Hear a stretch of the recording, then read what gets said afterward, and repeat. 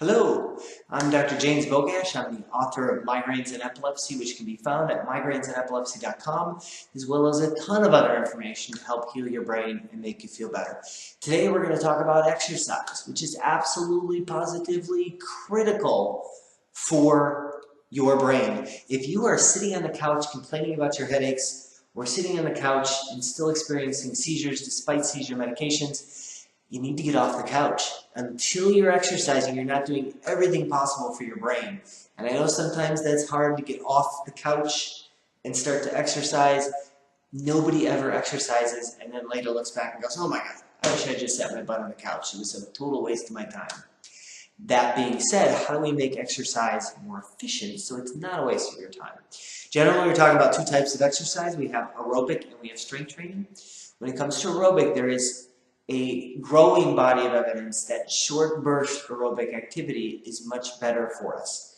When we talk about short burst, usually you're looking at 30-second bursts of whatever you would happen to do, whether that's jump rope, elliptical, cycling, jump roping, swimming, anything, but that 30 seconds is intense. It's not sitting there texting the kids and your friends and your grandkids while you're exercising. It's an all-out burst to the point where when I'm exercising, I'm counting down the last few seconds because there's no way I could go 40 seconds at this pace and I'm ready to stop at 30. Generally, your rest time is however long it takes your heart rate to come back down to normal, and then you do your next set. 10 sets. So we're looking at 5 minutes of actual exercise. If you can't do 5 minutes of actual exercise, you might as well just hang it up and write off your brain right now. The recent study looked at 2.5 minutes of exercise, so 6 sessions of 30 seconds with a 4.5 minute rest time. You could read a book on your break time.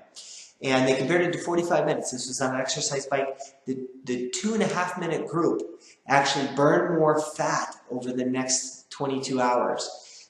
Even if it was the same amount of fat, even if it was a little less, 2.5 minutes versus 45. Like, which would you rather do?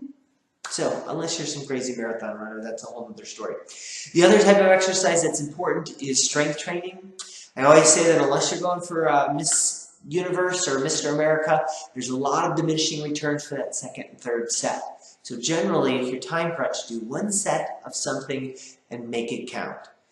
For me, I do pull-ups, chin-ups, dips, handstand push-ups, ab roller. We've got a Bowflex, but I do one set, and I do the set slowly with good mechanics, and generally, if you're using enough weight, you can't do more than 8 to 10 reps. If you're cranking out 40 chest presses or whatever you happen to be doing, and you're watching TV and you're texting on your phone, it's not enough weight. You need to add the weight. So one set, but make it count.